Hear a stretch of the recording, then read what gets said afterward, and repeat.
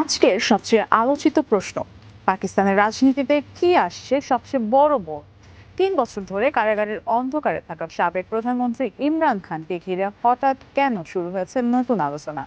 পর্দার আড়ালে কি এমন হচ্ছে যার কারণে আবারও আলোচনার কেন্দ্রে উঠে এসেছে পাকিস্তানের সবচেয়ে জনপ্রিয় রাজনৈতিক নেতাদের এক political parties can not be destroyed by banning or disqualify. এই বক্তব্য বহুবার দিয়েছেন ইমরান খান।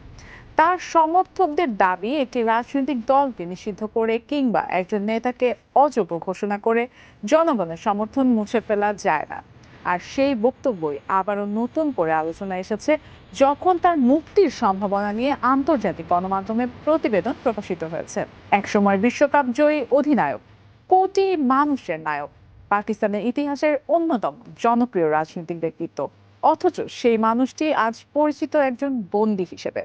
2023 সালের অগাস্টে দুর্নীতির একটি মামলায় গ্রেপ্তার হওয়ার পর থেকে তিনি রয়েছেন কারাগারে। এরপর একের পর এক মামলায় জড়িয়ে তার মুক্তির পথ আরো কঠিন হয়ে ওঠে। এদিকে ইংল্যান্ড ভিত্তিক সংবাদ মাধ্যম দ্য অবজারভারের এক প্রতিবেদনে দাবি করা হয়েছে ইমরান খানের মুক্তির সম্ভাবনা নিয়ে নীরব কূটনৈতিক তৎপরতা চলছে।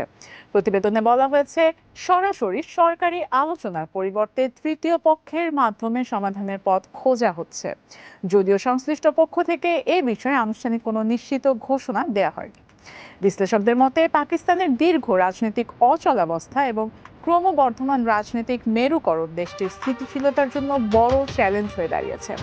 এমন পরিস্থিতিতে ইমরান খান ইস্যুর একটি রাজনৈতিক সমাধান বের করার চাপ বাড়ছে বলেই ধারণা করা হচ্ছে।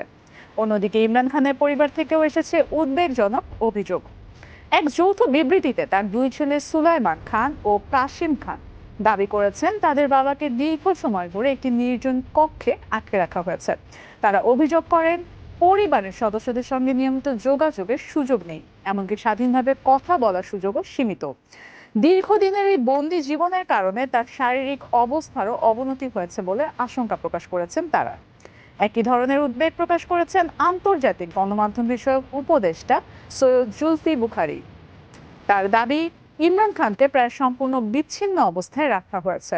পরিবারের সদস্য, বোন এবং আইনজীবীদের সঙ্গে নিয়মিত সাক্ষাতের সুযোগও নাকি সীমিত করা হয়েছে।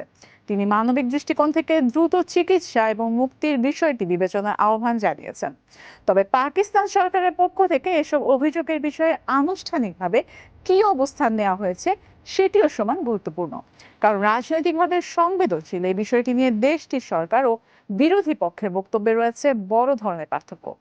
ফলে প্রতিটি দাবি স্বাধীনভাবে যাচাই করা জরুরি। রাওয়ালপিন্ডির আদিয়ালা কারাগারের একটি কক্ষে এখন কাটছে একসময় সেই বিশ্বজয়ী অধিনায়কের দিন। 1992 সালে তার নেতৃত্বে প্রথম এবং এখন পর্যন্ত একমাত্র ওয়ানডে বিশ্বকাপ জেতে পাকিস্তান। ক্রিকেট মাঠে তিনি যেমন ছিলেন অনুপ্রেরণার প্রতীক, ঠিক তেমনি রাজনীতিতেও বিপুল জনসমর্থন নিয়ে 2018 সালে পাকিস্তানের প্রধানমন্ত্রী হন। 2022 সালে অনাস্থা ভোটের মাধ্যমে ক্ষমতা হারানোর পর থেকেই দেশটির রাজনৈতিক সংকট আরো তীব্র হয়ে ওঠে। চলতি বছরের ফেব্রুয়ারিতে ক্রিকেট বিশ্বের কয়েকজন কিংবদন্তিও তার শারীরিক অবস্থা নিয়ে উদ্বেগ প্রকাশ করেছিলেন। সুনীল গাভাস্কার, কপিল দেব এবং মাইক আথারটনের মতো সাবেক ক্রিকেটাররা মানবিক বিবেচনায় তার স্বাস্থ্য পরিস্থিতির প্রতি নজর দেওয়ার আহ্বান জানিয়ে পাকিস্তান সরকারের কাছে চিঠি পাঠিয়েছেন বলে বিভিন্ন আন্তর্জাতিক প্রতিবেদনে উল্লেখ করা হয়। সব মিলিয়ে এখন সবচেয়ে বড় প্রশ্ন একটাই, সত্যিই কি শেষ হতে চলেছে ইমরান খানের দীর্ঘ কারাবাস, নাকি এটি শুধুই রাজনৈতিক কল্পনা? দ্য অবজারভারের প্রতিবেদনে উঠে আসা নীরব কূটনৈতিক তৎপরতা কি শেষ পর্যন্ত বাস্তবে রূপ নেবে, নাকি পাকিস্তানের রাজনৈতিক সমীকরণ আবারও নতুন কোনো মোড় নেবে? একদিকে সমর্থকদের প্রত্যাশা আর অন্যদিকে সরকারের আইনি অবস্থান, এর মাঝেই পুরো পাকিস্তান অপেক্ষা করছে একটি সিদ্ধান্তের। কারণ ইমরান খানের মুক্তি শুধু একজন সাবেক প্রধানমন্ত্রীর ব্যক্তিগত বিষয় নয়, এটি পাকিস্তানের ভবিষ্যৎ রাজনীতিক ক্ষমতার ভারসাম্য এবং গণতান্ত্রিক পরিবেশের ওপরও বড় প্রভাব ফেলতে পারে।